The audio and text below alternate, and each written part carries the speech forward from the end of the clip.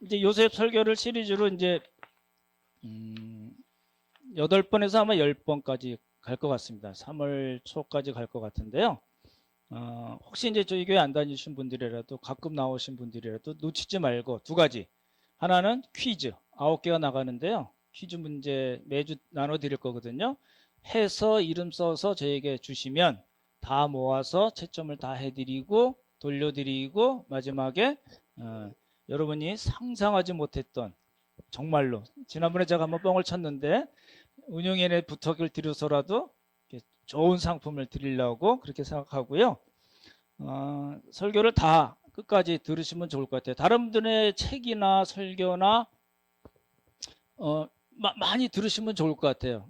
제가 말씀드리는 관점하고 좀 많이 다르긴 할 텐데 어찌됐든 많이 들으시고 비교하고 그것들을 통해서 하나님께서 들려주시는 그 메시지가 무엇인가, 요셉 이야기를 통해서 우리에게 해주시는 하나님의 음성이 무엇인가를 잘 들으시면 좋을 것 같습니다. 오늘 첫 번째 시간으로 제목이 뭐죠? 같이 한번 읽겠습니다. 제목 읽어볼까요? 시작. 요셉 철딱선이 없음에서 시작하다. 그리고 하나님의 섭리라고 됐습니다.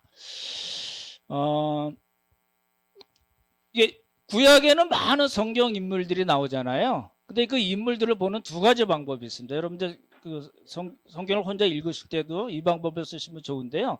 하나는 그 사람의 인생 여정을 살펴보고 어떻게 성공하고 실패했 것을 보고, 우리는 저 사람을 따라서 저렇게 하고 저 사람의 잘못된 점 우리가 알아서 우리는 그렇게 하지 말자.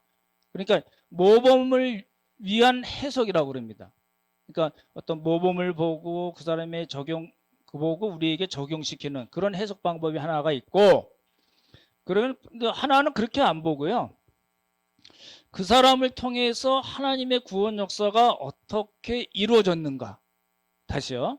단순한 모범을 보는 게 아니라 그 사람을 통해서 하나님의 구원 역사가 어떻게 되었는가. 하나님께서 그 사람을 연단시키고 훈련시키고, 조금 표현이 그렇지만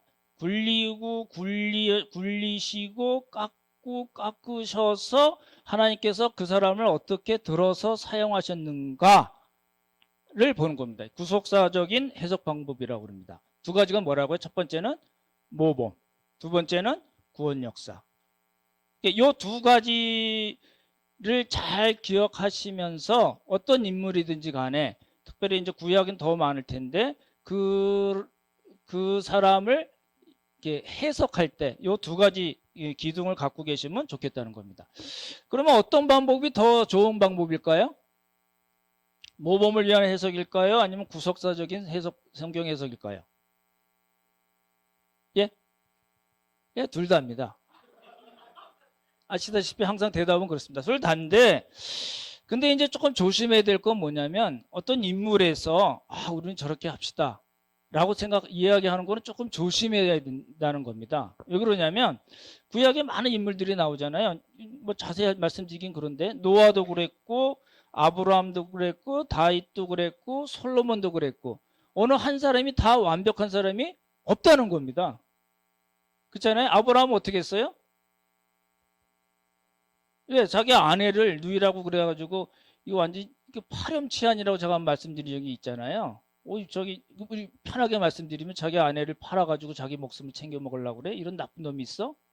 라는 측면이 있거든요. 그러니까 어떤 한 사람을 영웅으로 생각해서 우리가 그 사람을 따라갑시다, 그 사람을 본받읍시다, 이렇게 이야기하는 거는 조금 위험할 수가 있다는 겁니다.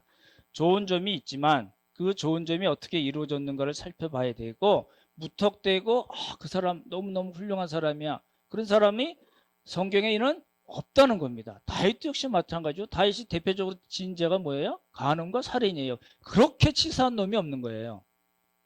그렇죠? 여러분 다윗 공부하시잖아요. 그래서 우리가 성경 인물을 볼 때, 저도 이제 설교 드릴 때 어떤 한 분을 들어서 이분 너무너무 훌륭하고 이분을 따라갑시다라고 얘기한 적은 저 한 번도 없거든요. 그러니까 우선은 구속사적인 해석을 우리가 염두에 두면서 하나님께서 그 사람을 어떻게 만들어 나가셨는가를 보는 게 좋은 방법이라는 겁니다. 그렇죠? 요셉 역시 마찬가지입니다. 미국에서 있는 아이들이 이제 한국 분들이 다 영어 이름을 주잖아요. 조셉. 저희 조카도 이 영어 이름이 조셉입니다. 우리 한국 분들도 그냥 요셉이라고 이름 짓는 분들도 있죠. 별명이 아니라 아예 이름을 요셉이라고 그러죠. 그런 분들이 있습니다. 왜 요셉을 좋아하시죠? 여러분 요셉 싫어하는 분들은 잘 없죠. 근데 왜 요셉을 좋아하죠? 첫 번째 이유요. 뭐죠? 성공했다. 또요. 하나님이 돌봐주시고 함께 해주시고 그래서 어떻게 했어요?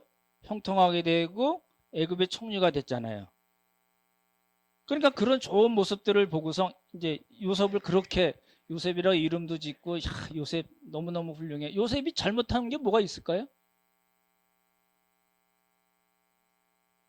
그러니까 요셉 전체 생애를 보면 요셉이 뭐 잘못한 게 있나요?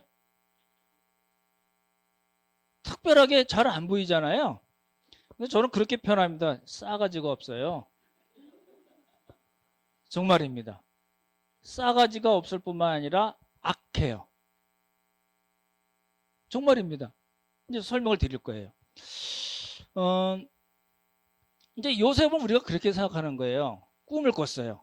아, 그것도 두 번이나. 두 번은 또 확인의 의미가 있잖아요. 그러니까 꿈을 꿨어요. 이 꿈을 갖고 꿈을 잃어버리지 않고 어떤 어려운 환경에서도 믿음으로 여러분 잘 아시는 보디발 아내가 유혹했을 때도 코람되어 내가 하나님 앞에 득제하리니까 나 그렇게 못합니다 하고서 억울하게 감옥으로 갔잖아요.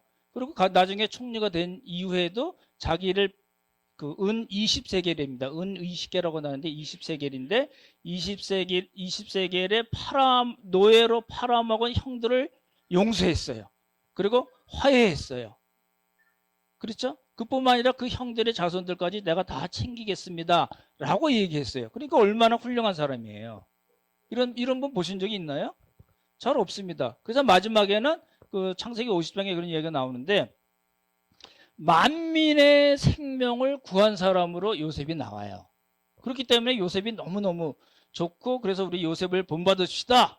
우리도 꿈을 버리지 않고 호람대회 신앙으로 주를 위해서 봉사하고 기도 생활 열심히 하고 헌신하면 하나님께서 우리에게도 요셉과 같은 복을 주실 겁니다. 우리와 함께 하시고 우리를 형통하게 하실 것입니다. 믿습니까? 이런 복이 여러분에게 있기를 축원합니다.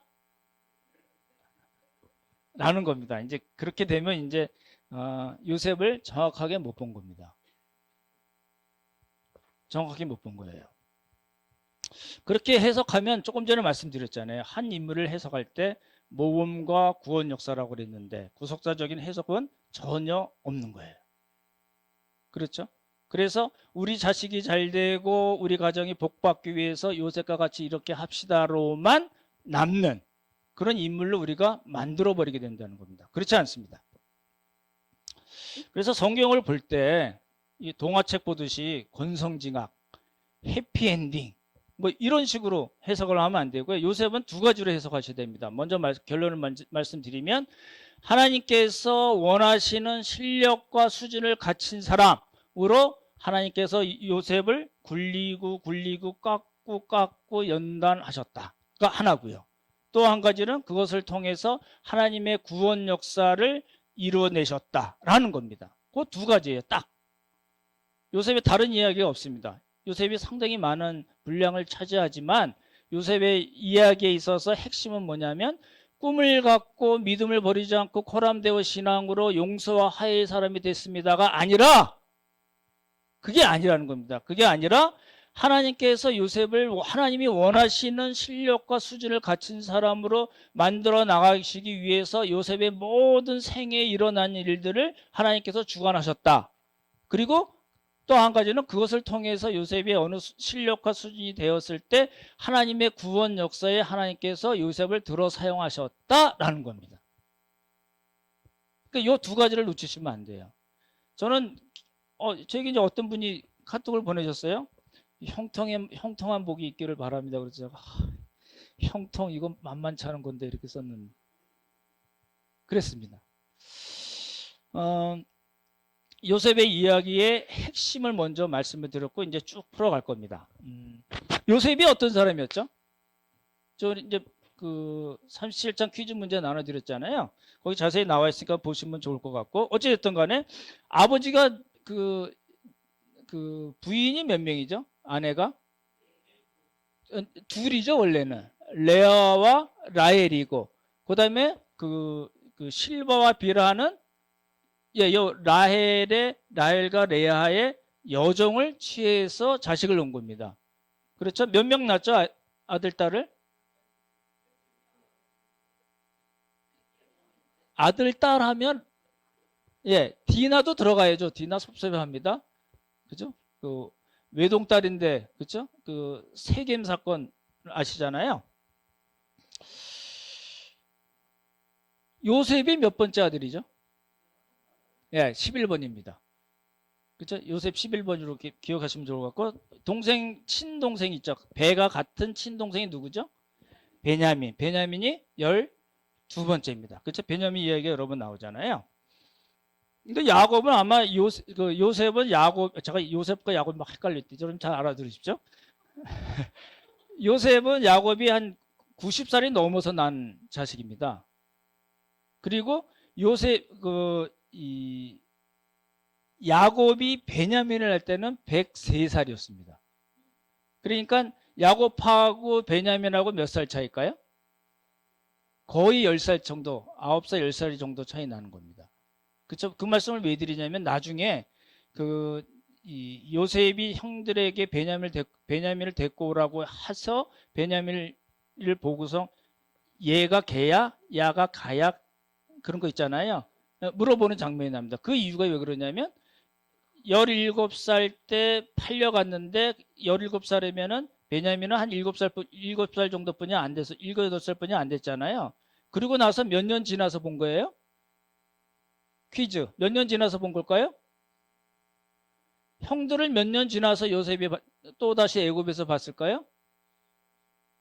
13년 아니고요? 20년 아니고요? 13년 하고 그리고 풍년 7년 지나고 그리고 2년이 지나서 만난 거예요. 아직 흉년이 5년 남았다고 그러니까 몇 년 지나서 본 거예요? 22년 정도 되죠. 그러니까 베냐민을 못 알아본 거예요. 그렇죠? 야가 말하던 개 아냐? 라고 물어본 겁니다. 그렇죠? 어찌됐든 그 말씀을 왜 드리냐면 형들하고 요셉의 관계가 어땠나요? 나빴죠? 되게 나빴죠? 그래서 팔아먹었잖아요. 노예로 팔아먹었잖아요. 그 이유가 뭔가는 거예요. 어느 정도 나빴고 그 이유가 뭔가를 오늘 말씀을 드리려는 거예요. 잘 보십시오. 우리 한번 성경을 찾아볼까요? 3절, 4절 같이 한번 읽어보겠습니다. 3절과 4절 같이 읽겠습니다. 1절 시작. 이스라엘이 여자들보다 그를 더 사랑함으로 그를 위하여 채색옷을 지었더니 그의 형들이 아버지가 형들보다 그를 더 사랑함을 보고 그를 미워하여 그에게 편안하게 말할 수 없었더라. 여기 그 편안하게 말할 수 없었다라는 이야기는 옛날 개역 한글 성경에는 언사가 불평하였더라 이렇게 돼 있는데 이제 개역 개정에는 그에게 편안하게 말할 수 없었다. 형들이 요셉에게 편안하게 말할 수 없었다. 이건데 원문은 어떻게 되어 있냐면 샬롬을 말하는 것을 견디지 못했다. 이렇게 돼 있어요. 무슨 이야기일까요? 히브리 사람들이 원래 다 샬롬 하잖아요.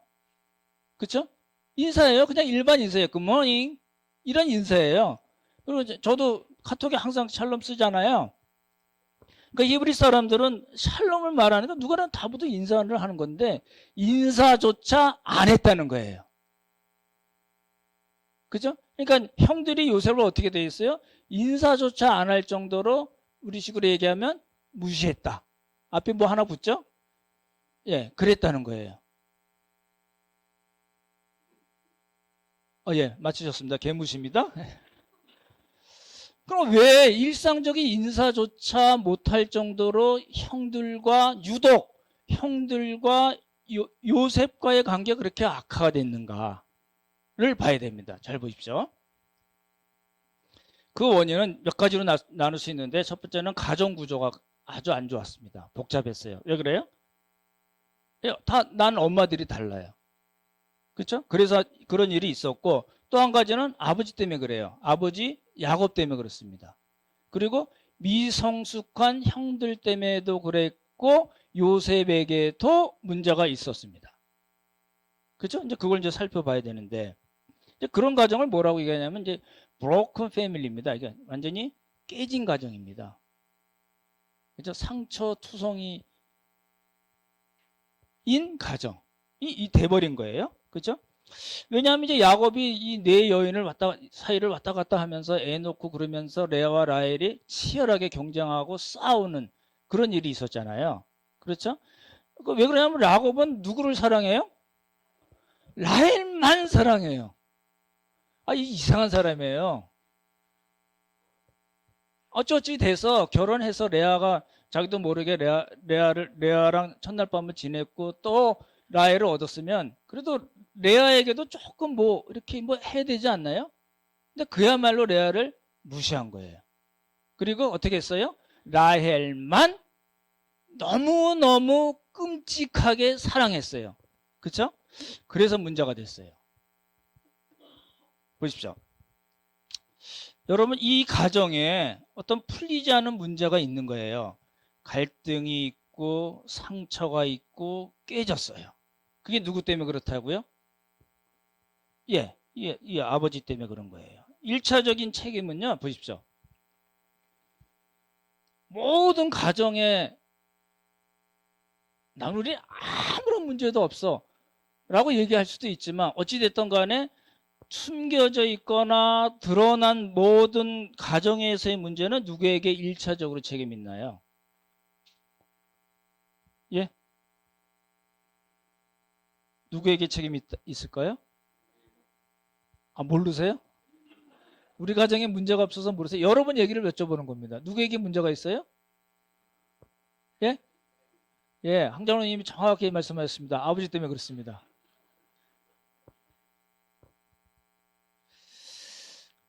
어떻게 해결이 가능할까요? 형들은 요셉에게 샬롬조차 이야기하지 않았어요. 이 아주 복잡한 구조가 아버지 때문에 만들어졌긴 했지만 어찌됐든 간에 이 가정에 있어서의 문제는 형제들 간에 인사조차 안 하는 그런 관계까지 악화가 됐다는 거거든요. 여러분, 부부로 사시는 분들 샬롬 하십니까? 여러분의 가정에 여러분 부부와 자녀들 사이에는 하나님의 은혜와 평강이 넘칩니까?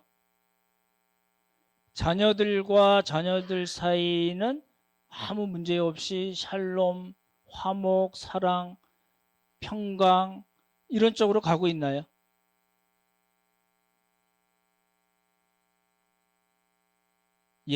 좋은 방법입니다. 하나만 놓으면 됩니다. 그러면 부모하고 자식과의 관계는요? 그죠? 해결 방법이 있나요? 지금은 이제 많이 발달해서 상담 치료도 받고 가족 치료도 받고 심리 치료까지도 받기도 하고 목사님들은 기도 세게 하면 하나님께서 그 가정을 축복하셔서 모든 문제가 다 없어질 거다 이렇게 뻥을 치기도 합니다. 그렇잖아요? 기도 세게 한다고 성경 공부 열심히 한다고 가족 문제가 해결될까요? 부부 문제가 해결될까요? 자식과의 문제가 해결이 될까요? 그런 걸 저는 본 적이 없습니다. 어떤 분이 이렇게 했습니다. 아니요, 안 바뀝니다. 그렇지 않습니다. 상대방의 마음이 절대 그렇게 바뀌는 것이 아닙니다. 바울이 그렇게 얘기했어요. 뭐라고 했어요? 성령 충만으로 풀었어요. 다시요. 그럼 기도가 포함되고 성경이 포함되지 않아요? 포함되죠. 근데 바울은 어떻게 풀었냐면 성령 충만하면 어떤 문제가 풀릴까요? 부부와의 관계가 그리스도께서 우리를 교회를 사랑하신 것 같이 남편이 아내를 사랑하게 되고 아내가 남편에게 순종하고 복종하고 피차 순종하게 돼요. 무슨 뜨거운 체험을 이야기하는 것이 아니라 하나님의 말씀에 그리고 그 말씀과 함께 역사하시는 성령님의 인도하심에 우리가 순종하면 그런 문제들이 다 해결이 된다고 바울은 이야기해요. 그렇잖아요? 부부 관계도 그렇고 부모와 자녀들 관계도 그렇고 바울은 노사 관계까지 이야기합니다. 주인과 종에 대한 이야기. 그리고 공동체. 그리고 한 걸음 더 나가서 영적 싸움까지 뭘로 푸냐면 에베소 5장에 나온 성령으로 충만한 것으로 풉니다. 올 한 해 여러분의 가정이 여러분 개인이 성령으로 충만하시기 바랍니다. 다른 방법이 없습니다. 첫 번째, 이 요셉을 둘러싼 그 문제는 전부 1차적으로 뭐라고요? 가정에 문제가 있었다. 복잡한 구조. 그렇죠? 두 번째는 뭘까요? 두 번째는 아까 말씀드렸던 대로 아버지 때문에 그렇습니다. 이게 제가 여러 번 말씀드렸는데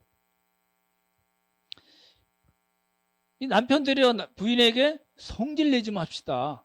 욱하지 맙시다. 여러 번 말씀드렸죠. 우리 자매들 한번 대답해 보실래요? 작년 1년 동안 여러분의 그 남편들이 욱하고 성질낸 적이 몇 번? 저도 한번 그런 적 있습니다. 얼마나 마음이 아프던지. 근데 이 야곱이요. 아주 편애가 심했던 사람이에요. 이제 이 문제가 누구나 다 이야기하는데 성경에 나타난 걸 좀 자세히 살펴봐야 됩니다. 우리 먼저 보실래요? 37장 한번 보십시오. 37장 33절에서 35절입니다. 오늘 조금 늦게 끝내도 되겠죠? 33절부터 35절 제가 빨리 읽어드리겠습니다. 아비가 그것을 알아보고 가로되 내 아들의 옷이라. 누구의 옷이라고요? 내 아들의 옷이라. 악한 짐승이 그를 먹었도다. 요셉이 정령 찢겼도다 하고 자기 옷을 찢고 굵은 배로 허리를 메고 오랫동안 그 아들을 위하여 애통하니 그 모든 자녀가 위로하되 그가 그 위로를 받지 아니하여 가로되 내가 슬퍼하며 음부에 내려 아들에게로 가리라 하고 그 아비가 그를 위하여 울었더라. 여기 보십시오. 애통한 거예요. 누가 옆에서 아무 뭐라고 얘기해도 요셉이 죽었다고 생각하고 이 위로를 전혀 받지 않았어요. 잘 보십시오. 그랬던 사람이 지금 시므온이 애굽에 잡혀 있었어요. 곡식을 구하러 갔다가 요셉이 이제 계략을 꾸민 거거든요. 요 시몬을 두고 가 그랬거든요. 그래서 할 수 없이 이 사람들이 곡식을 사가지고 아버지에게 가서 먹고 그 곡식이 다 떨어질 때까지 꽤 시간이 지났음에도 불구하고 그리고 시몬이 볼모로 잡혀 있는 것을 야곱이 분명히 알면서도 자식들을 다시 보내지 않았습니다. 왜 그랬을까요? 누구 때문에 그렇다고요? 베냐민 때문에 그래요. 12번 베냐민 때문에. 지금 보십시오. 요셉이 죽었다고 그거 난리친 사람이 똑같은 아들인 시몬이거든요. 시몬은 레아의 아들입니다. 자기 별로 사랑하지 않은 여인이 난 자식이 이래서 그랬나요? 어찌됐든 간에 시몬이 볼모로 붙잡아 있고 죽었다고 본인도 생각을 했어요. 잘 보십시오. 성경 한번 찾아볼까요? 42장 한번 보십시오. 42장 36절부터 제가 읽어드리겠습니다. 36절입니다. 그 아비 야곱이 그들에게 이르되 너희가 나로 나의 자식들을 잃게 하였도다. 요셉도 없어졌고 시몬도 없어졌거늘 베냐민도 또 뺏어가고자 하니 이는 다 나를 해롭게 하미로라. 그러니까 요셉이 죽었다고 생각했고 시몬도 죽었다고 생각했는데 시몬을 위해서 애통한 장면은 전혀 나오지 않습니다. 그렇죠? 그리고 이제 베냐민을 데려가지 못하게 하는 거예요. 우리 그 44장 왜 그랬냐면 44장 27절에 나오는데 한번 보십시오. 44장 27절입니다. 우리 같이 한번 읽겠습니다. 같이 읽겠습니다. 시작.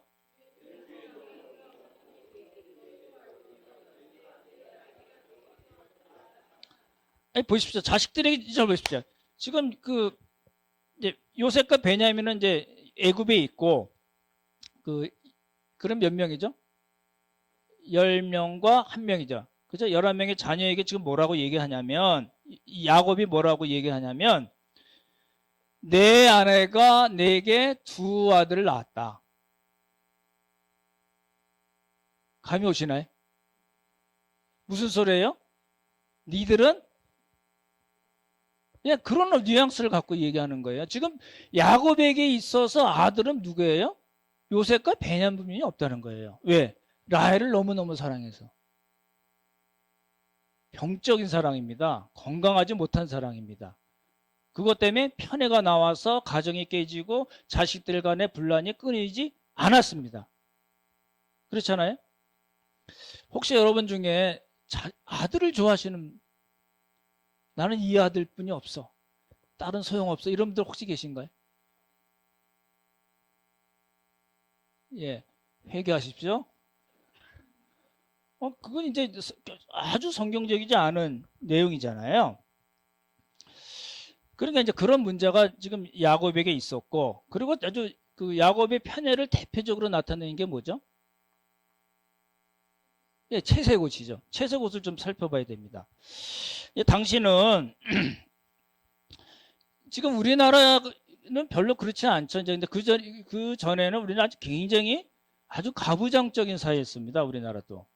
지금은 별로 이제 약화가 됐지만, 근데 야곱 당시에는 아주 절대적인 가부장적 사회였습니다. 그래서 아버지가 모든 권위를 다 갖고 있는 거예요. 영향력이 절대적입니다. 지금 여러분 가정에 혹시 그런 가정이 있으신가요? 어떠세요? 자식들이 얘기해야죠. 뭐 내가 얘기할 필요는 아버지가 얘기할 필요는 없죠. 그런 가정은 사실 건강치 못한 가정입니다. 아버지 말이면은 꼼짝 못해. 성경적이지 않습니다. 그렇잖아요? 성령 충만한 가정이 결코 아닙니다. 혹시 여러분 가정에 그런 가정이 있으면 정말 애를 써야 됩니다. 그렇잖아요? 근데 야곱도 아까 말씀드렸던 대로 보통 아버지가 아니에요. 이 사람이. 이게 아주 그렇게 표현이 그런데 아주 골 때린 사람입니다. 아까 말씀드렸잖아요. 근데 이 사람이 어떤 일을 했냐면 이제 애굽에 내려가요. 애굽에 130세에 내려요. 여러분 야곱 설교 다시 한번 들으시면 좋겠네요. 130세에 애굽에 내려가면서부터 본격적인 성화를 겪은 사람이에요. 그래서 애굽에서 17년 살거든요. 그러니까 요셉과 17년 동안 그 가나안에 같이 살았고 애굽에 내려가서 17년 동안 같이 살았어요. 아주 문학적인 구조로 이렇게 만들어 놓은 건데 어찌됐든 간에 130세에서 140세까지 살 때 성화의 과정을 잘 겪었어요. 그래서 믿음의 절정에 섰던 사람이에요. 그런데 이때는 그렇지 않았다는 거예요. 그래서 이 아버지가 어떤 일을 했냐면 유독 12아들 중에 라헬이 낳은 아들 요셉에게만 채색옷을 입혔어요. 이 채색옷이 뭘까요? 컬러풀한 옷 아닙니다. 예, 그렇게 많이들 해석하시는데 그렇지 않고요. 이게 왜 그렇게 됐냐면 히브리 성경에는 그렇게 안 돼 있는데 여러분 아시는 알렉산드리아에서 이제 히브리가 유대 사람들이 많이 살았거든요. 그러니까 이 사람들이 요청한 거예요. 이게 너무 어렵다. 히브리 우리 모르는데 몰라요. 모르니까 뭘 알았냐면 헬라어를 알았거든요. 그래서 히브리어를 헬라어로 바꾼 성경이 있잖아요. 70인역. 셉투아진트라는 거거든요. 70역, 인역. 그리고 불가타라고 그래요. 히브리 성경을 라틴 성경으로 만든 걸 불가타라고 그러는데 거기에 채색옷이라고 번역을 잘못했어요. 그래서 영어 성경에도 그런 데도 있고 한글 성경에는 전부 다 채색옷을 알고서 여러분이 어려서부터 그렇게 들으신 거예요. 근데 채색옷은 컬러풀한 옷이라는 뜻이 아닙니다. 그럼 뭐냐면 긴 옷이라는 뜻이에요. 손목과 발목까지 추렁추렁 드레스 같은 거인가요? 하여튼 그게 추렁추렁하니까 목동이를 할 수 있을까요? 없을까요? 목동이를 적합지 않은 거예요. 노동복이 아니거든요. 그리고 정확하게 말씀드리면 채색옷이라고 번역된 그 말은 뭐냐면 장신구가 많이 달린 옷, 그런 뜻입니다. 아시죠? 그러니까 이제 이렇게 걸어다니면 어떤 소리가 나요? 이렇게 출렁출렁한 옷에다 걸어다니면 어떤 소리가 날까요? 짤랑짤랑 할 거 아니에요. 그 소리 때문에 형들이 돌아버린 거예요. 그런 거예요. 자기들은 노동복 입고 목동일을 하는데 요셉은 이 긴 옷에다가 짤랑짤랑한 옷을 보이니까 요셉을 볼 때마다 형들이 뒤집어지는 거예요. 성질이 나는 거예요. 그렇죠? 그리고 이게요, 결정적으로 무슨 문제가 있냐면 잘 보십시오. 단순히 길고 짤랑짤랑했다는 뜻만이 아니라 그 가정의 장자로 삼겠다는 뜻이에요. 아니, 형들이 11번째니까 형들이 10명이나 있는데 어떻게 하겠다고요? 네가 장자야. 장자권을 너에게 줄 거야 라고 이 얘기하는 거랑 똑같은 거예요. 그렇죠? 그래서 37장 2절을 한번 보십시오. 37장 2절 우리 한번 같이 읽겠습니다. 같이 읽죠. 시작.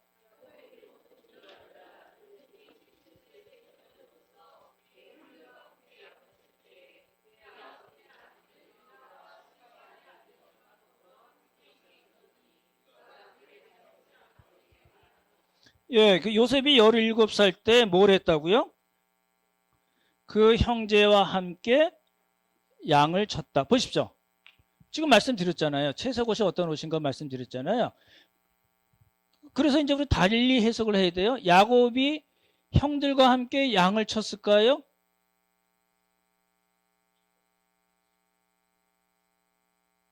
예, 그래서 이제 두 가지로 해석해요. 양을 치기도 했고, 그리고 뭘 쳤어요? 형들을 쳤어요. 예, 형들을 관리하고 감독했어요. 그래서 뭐 잘못한 거 있으면 어떻게 했어요? 예, 고자질한 거예요. 그러니까 그 채색 옷에 담긴 뜻이 그겁니다. 그거 놓치시면 안 되거든요. 그게 이제 두 번째예요. 그러니까 복잡한 가족 구조 때문에 생겼고, 그것도 사실은 많은 부분이 야곱 때문에 생겼고, 그리고 야곱의 지독한 편애, 그렇죠? 잘못된 사랑 때문에 그런 겁니다. 여러분 잘 보십시오. 사랑을 잘해야지 좋은 열매가 맺어지죠. 잘못된 사랑하면 큰일 납니다. 그렇죠? 사랑과 전쟁 아시잖아요. 영원한 드라마 사랑과 전쟁으로 가게 됩니다. 그렇죠? 그리고 보십시오. 이제 형들 얘기는 빼고요. 형들이요, 사실 한마디만 말씀드리면 형들은 가해자인 동시에 피해자입니다. 그렇기 때문에. 아, 새끼들 참 저거, 아우, 싸가지 없는 놈들. 그렇게 불렀는지 모르지만 그 사람들이 어떤 사람들이에요? 엄청난 피해를 본 사람들이에요. 누구로부터 피해를 봤어요? 복잡한 가족 구조로부터 피해를 받았고, 아주 악한, 아주 잘못된 편애를 가진 아버지에게 피해를 본 사람들이에요. 그리고 또 다르게 얘기하면 요셉에게도 피해를 본 사람이에요. 그죠? 보십시오. 그럼 요셉 하면 여러분 어떤 이미지가 떠오르나요? 반듯하고 또요. 꿈을 잃어버리지 않고 코람데오 하나님 앞에 서잖아요. 코람데오의 신앙을 가진 사람. 용서와 화해의 사람. 그럴까요? 요 당시 요셉이 그런 사람이었을까요? 네, 그렇지 않다는 겁니다. 그래서 저는 그렇게 썼어요. 센스리스, 눈치 없고, thought리스, 생각이 없고, 그렇죠? 철딱선이 없는 17살 소년. 예? 그렇잖아요? 근데요, 잘 보십시오. 2절 보시면 그가 그들의 잘못을, 잘 다시 한번 보실래요? 요셉이 17세 소년으로서 그 형제들과 함께 양을 칠 때에, 형들을 관리 감독할 때에 그 아비의 첩 비라와 실바의 아들들로 더불어 함께 하였더니, 그렇죠? 비라와 실바의 아들들이에요. 모든 아들들이라고 이야기하지 않습니다. 그렇죠? 그리고 그가 그들의 과실을 아비에게 고하더라. 요 말을 우리가 잘 보셔야 됩니다. 잘 보십시오. 민수기 한번 먼저 보실래요? 민수기 13장입니다. 우리 구약 파노라마 공부하신 분들은 잘 아실 텐데 민수기 13장 32절을 보시면 32절 13장 32절 217쪽에 있습니다. 찾으셨나요? 예, 같이 읽겠습니다. 시작.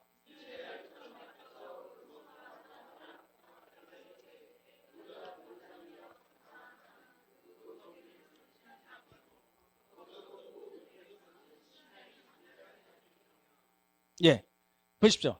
왜 신명기를 저기 민수기 13장을 읽었냐면 민수기 13장에서 가데스 바나에서 좀 출애굽해서 시내산에 한 1년 정도 있다가 가데스 바나로 한 2개월 정도 걸렸겠죠? 가서 12 정탐꾼을 보냈는데 10명의 정탐꾼이 돌아와서 뭐라고 얘기했냐면 악평하다라고 되어 있습니다.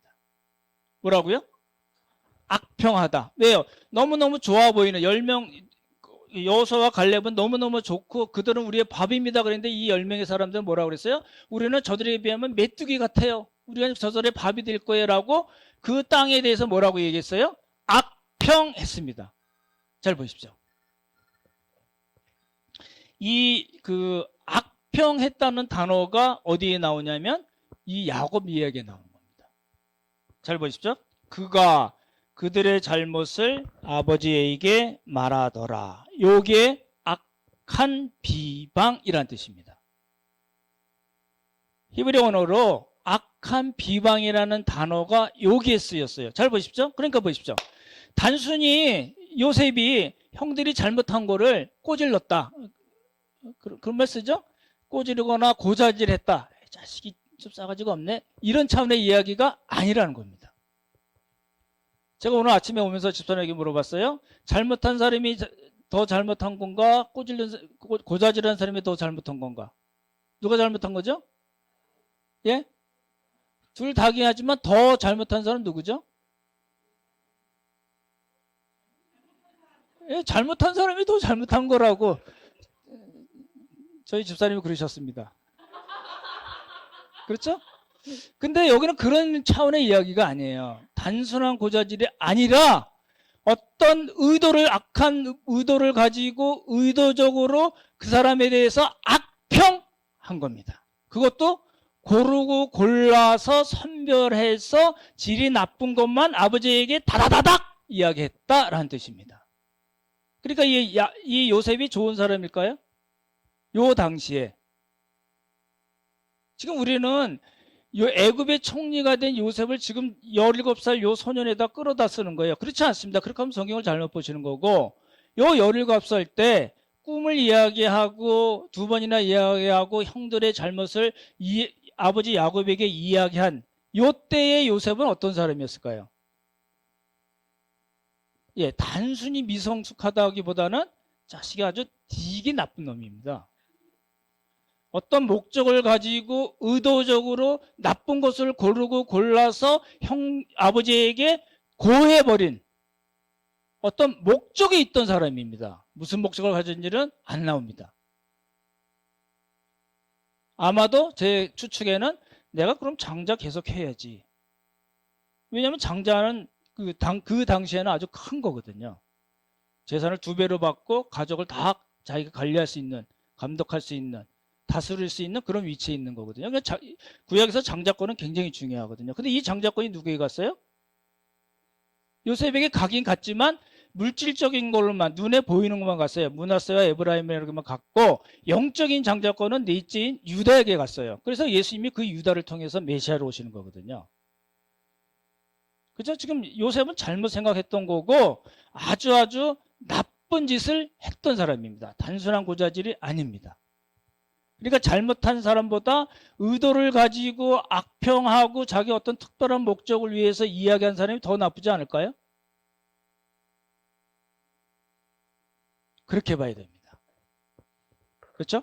그러니까 단순한 철부지, 철딱선이 없는 애로 우리가 볼 수가 없습니다. 이제 그런 겁니다. 이제 복잡한 가족 구조, 그리고 잘못된 편애를 한 아버지 때문에, 그리고 요셉 때문에 문제가 생겼고, 한 가지 더 이제 문제가 생긴 거죠. 뭐죠? 결정적인 사건이 나옵니다. 꿈 이야기입니다. 그렇죠? 시간상 다 못 읽고, 여러분 그래서 퀴즈 문제를 자꾸 열심히 보시고 성경 보시면 좋을 것 같아요. 2번의 꿈을 꿨는데 무슨 꿈이죠? 첫 번째는 죄송합니다. 제가 지금 16페이지까지인데 10페이지 뿐이 못 나갔어요. 요셉이 단이 꿈을 꿨는데 요셉이 단이 딱 일어나고 형들의 단이 요셉에게 절을 하는 꿈이 나와요. 그리고 두 번째 또 꿈을 꿨는데 해와 달과 11별, 딱 형들이잖아요. 그죠? 디나는 치지도 않거든요. 그래서 딱 11별이 요셉에게 자기에게 절하는 꿈을 꿨다고 이야기했어요. 이게 싸가지 없는 놈입니다. 왜 그러냐면요. 잘 보십시오. 신중하지 못했어요. 그리고 상처투성인 형들을 전혀 배려하지 못했어요. 그렇죠? 그리고 그 꿈이 어떤 뜻인지 정말 확실했으면 그렇게 얘기할 수 없었을 거예요. 그렇죠? 그래서 무분별하게 나오는 대로 생각나는 대로 이야기했어요. 생각나는 대로 얘기했다가 제가 얼마나 혼나는지 아세요? 신중하게 배려하고 분별을 잘해서 천천히. 그래서 말 빨리 하는 사람 실수 많이 합니다. 그렇잖아요? 그리고 이게 정말 무슨 뜻인가를 하나님으로부터 하나님께 물어서 하나님의 뜻을 명확하게 알지도 못하고 그냥 해버린 겁니다. 지금 상처받은 그 형제들 입장에서는요. 그야말로 이렇게 왕뚜껑입니다. 뚜껑이 열리는 수밖에 없는 겁니다. 그런 겁니다. 그렇잖아요? 그래서 요셉을 그렇게 얘기해요. 보라! 꿈의 사람이 오도다. 이 형들이 붙여준 얘기거든요. 멀리서 오니까 야, 저 꿈의 사람이 온다. 어떻게 해요? 잡아 죽이자 이거죠. 꿈을 앞서 싹 없애버리자는 이야기잖아요. 꿈의 사람, 비전의 사람, 하나님께서 주신 비전인가요, 이게요? 나중에 말씀드리겠지만 이 두 꿈에 대해서 요셉이 그 꿈을 품에 안고 코람다의 신앙으로 견디어서 애굽의 총리가 됐을까요? 그렇지 않습니다.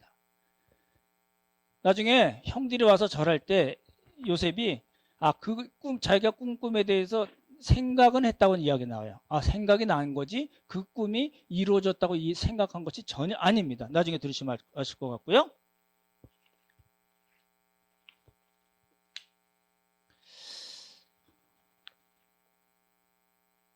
그래서 이제 보십시오. 이제 오늘 드리려는 말씀은 이거예요. 야곱 자꾸 헷갈리죠? 요셉이 복잡한 가정 구조로 어쩔 수 없이 그렇게 됐고, 그리고 아버지의 그 편애로 형들도 요셉은 좋았을지 모르지만 형들은 무지무지 상처를 받았을 거고, 그리고 미성숙한 형들, 그리고 요셉이 아주 의도적으로 악한 것만 골라서 형들을 악평하고 싸가지 없이 꿈을 잡게 무분별하게 신중하지 못하고 배려하지 못하고 하나님 뜻도 모르고 그냥 이야기해버린 그것 때문에 어떤 문제가 생겼냐면 요셉은 이제 입학을 하게 되는 겁니다. 어디 입학할까요? 지금 이제 우리 군대식으로 얘기하면 들어가는 건 뭐라고 그러죠? 입대하는 겁니다. 무슨 뜻일까요? 이제 하나님께서 요셉을 연단하시는 그 하나님의 훈련장, 하나님의 학교, 하나님의 군대로 입학을 하게 된 겁니다. 그게 뭐예요? 애굽으로 팔려가는 겁니다. 그런 거잖아요. 그냥 그런 겁니다. 그러니까 오늘 말씀드리려는 건 뭐냐면 요셉이 어디에서 출발을 했다고요? 예? 철딱서니 정도가 아니죠? 제가 말씀드린 싸가지가 없는, 신중하지 못하고 배려하지 못하고 하나님의 뜻도 묻지 않고 정말 그런지도 못하고 분별하지 않고 막 이야기해버린, 그리고 형들을 자기의 어떤 특별한 목적을 위해서 고르고 골라서 나쁜 것만 아버지에게 악평하는, 거기서 출발을 했다는 겁니다. 지금 저희는 요셉의 그 마지막을 자꾸 생각해서 끌어다 써서 지금의 요셉의 모습이 잘 안 보인 겁니다. 그렇죠? 그리고 왜 그 말씀을 드리냐면 우리가 그렇다는 거예요. 우리의 출발이 그렇다는 거예요. 여러분 예수님 믿자마자 막 예수님처럼 탁 돼버렸나요? 여러분이 괴로워하시는 게 뭐죠? 내가 예수님을 믿고 있음에도 불구하고 하나님 뜻이 무엇인지 알면도 불구하고 내가 그렇게 못한다는 데 문제가 있는 거 아니에요. 그래서 괴롭잖아요. 그러니까 우리 모두는 다 어디에서 출발했어요? 예, 지금 서집사님 말씀이 있어요. 싸가지 없는 데서 시작한 거예요. 신중하지 못하고 배려하지 못하고 상대방의 마음을 헤아리지도 못하고 하나님의 뜻도 모르고 그냥 막 이야기해버리고 내가 하고 싶은 대로 막 해버려서, 그래서 그런 수준에서 우리가 시작을 했다는 겁니다. 그렇잖아요? 어떤 분은 애굽에 가 있는 분들 있을 거예요. 어떤 분은 감옥에 들어가 있는 분도 있을 거예요. 요셉으로 얘기하자면. 어떤 분들은 감옥에서 꿈을 해석해서 석방되지 못하고 2년 동안 또 썩는 과정이 있거든요. 그런 과정에 있는 분들도 있을 거고, 어떤 분들은 바로 앞에 섰을 수도 있고, 어떤 분은 22년 넘게 만에 형제들을 만나는 그 자리에 있을 수도 있고, 어떤 분들은 아버지 야곱을 만나는 그 자리에 있을 수도 있고, 어떤 분들은 형들에게 나의 해골을 가나안 땅에 너희가 나갈 때 내 해골을 데리고 갔으면 좋겠다고 유언하는 그 단계에 가신 분도 있을 수 있어요. 어찌됐든 간에 우리가 어느 수준에 있든지 간에 중요한 건 뭘까요? 하나님이 여러분을 놓치지 않는다는 겁니다. 결코 놓치지 않으세요. 그래서 여러분이 지금 힘든 거예요. 하나님은 그냥 놔두셨다가 하나님 나라 쏙 들어가시면 좋을 텐데 하나님 그렇게 안 하신다는 거예요. 하나님이 원하는 수준까지 여러분을 끝까지 끌고 가시겠다. 연단하시겠다는 거예요. 뜨거운 불물 속에 넣어가지고 녹여버리겠다는 거예요. 잘못 튀어나온 거 깎아버리시겠다는 거예요. 그래서 어떻게 만드시겠다고요? 하나님이랑 같이 놀만한 사람으로, 그런 실력과 수준의 사람으로 만들어 나가시겠다라는 겁니다. 그걸 성경에서 뭐라고 표현하냐면 하나님이 함께 하시고 형통하게 하셨다라는 겁니다. 그러니까 형통의 복이 여러분에 있기를 바랍니다 하면 여러분 어떤 생각을 가져야 될까요? 겁나네. 그런 생각 가져야 됩니다. 하지만 벗어날 방법이 없으니까, 거기서 벗어날 방법이 없죠. 예수 믿고 있다가 여러분 막 세상에 돌아다니다가 쏙 들어갈 생각하시나요? 하나님이 허락하지 않으세요. 그러니까 어떻게 해야 돼요? 하나님의 훈련장에 들어가실 때마다 할 수 없는 거예요. 하나님 잘 견디고 인내하고 하나님의 의지에서 이 코스를 잘 마치게 해주세요 라고 기도할 수밖에 없는 거예요. 하나님 아시잖아요. 내가 성질 더럽고 말빠르고 자식들에게 상처 주고 부인에게 상처 주고 남편 말 안 듣고, 중요한 겁니다 이게. 그런 사람이라 하더라도 하나님께서 나와 함께 하시고 훈련시키시고 형통하게 하셔서 하나님께서 원하시는 사람으로 만들어 가실 줄 믿습니다 하고 감사로 들어가는 거예요. 딴 방법이 없어요. 어디 갔다 딱 들어올 수가 없는 거예요. 그렇잖아요? 오늘 말씀을 마치겠습니다. 하나님께서 우리를 이제 초대하시는 겁니다. 이 좋은 초대가 아니에요. 반갑지 않아요. 정말 달갑지 않은 초대예요. 근데 어떻게 하겠어요? 하나님이 그렇게 하시겠다는데. 그 하나님의 초대의 목적이 뭔가를 우리 좀 명백하게 인식을 하셨으면 좋겠고요. 그렇죠? 그걸 통해서 하나님께서 우리를 어떻게 만들어 나가고 싶어 하시고 또 어떻게 만들어 나가실 건가. 그래서 내가 생각지 못한 이런 어려움에 처하게 됐구나. 그리고 앞으로도 또 그러겠구나. 그거 지나면 좀 편하려나 생각했더니 또 그렇지 않고 또 문제가 생기고 또 아프고 요양병원 갔다가 하나님 나라를 부르시는 거야 라고 여러분의 인생 스케줄을 생각하고 계셔야 됩니다. 그게 더 편해요. 방법이 없잖아요. 우리의 수준이 그러니까. 하나님이 가만 놔두시면 좋을 텐데 가만 놔두시는 그런 분이 아니라는 거예요. 그렇잖아요? 그래서 여러분을 이제 어떻게 만드시냐면 철딱선이 있게 만드시고요. 다른 사람에 대해서 악평하지 않는 수준으로 가게 하시고요. 그리고 눈치 백단으로 만드시는 겁니다. 형제의 아픔이 뭔가, 우리 자매의 아픔, 필요가 뭔가, 내 자식이 정말 원하는 것이 뭐고 내 와이프가, 내 허즈밴드가 무엇을 정말 원하는가. 그럼 나는 내가 부족하지만 그것을 어떻게 채워주고 어떻게 배려해주고 어떻게 신중하게 이야기하고 같이 품에 안고 하나님의 뜻으로 나아가게 할 수 있을까를 생각하게 하고 눈치채게 하는 그런 사람으로 하나님이 만들어 가신다는 거예요. 그러고요. 결국은 하나님의 구원 역사에 하나님께서 들어 사용하신다라는 겁니다. 요셉 이야기 시리즈를 통해서 이렇게 2마리 토끼를 잡는 복이 우리 모두에 있기를 예수님의 이름으로 축원합니다.